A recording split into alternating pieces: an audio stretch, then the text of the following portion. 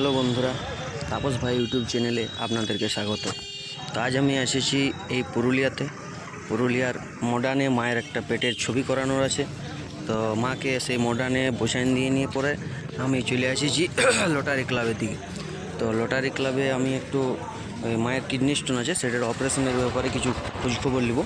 তো এই যে আমি রোটারি ক্লাবের ভিতরে ঢুকে গেছি। তো ফার্স্ট ফ্লোরে যাই পরে আমি জিজ্ঞাসাবাদ করব যে এখানে অপারেশনের কী ব্যবস্থা আছে না আছে, মানে স্বাস্থ্যসাথী কার্ড থেকে হবে কি না।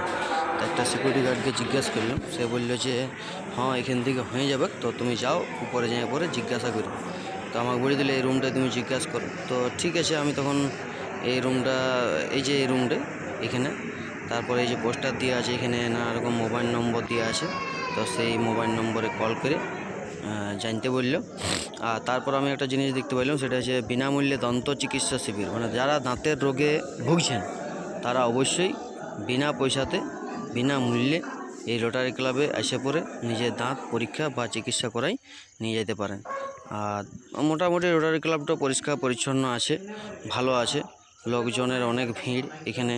তারপর অনেক কিছু দেখতে পারলাম, যেমন এক্সরে ফেক্সরে, মানে নানা রকম স্বাস্থ্যর যে সমস্ত থাকে আর কি, পরীক্ষা নিরীক্ষা সমস্ত কিছু এখানে করা হয়।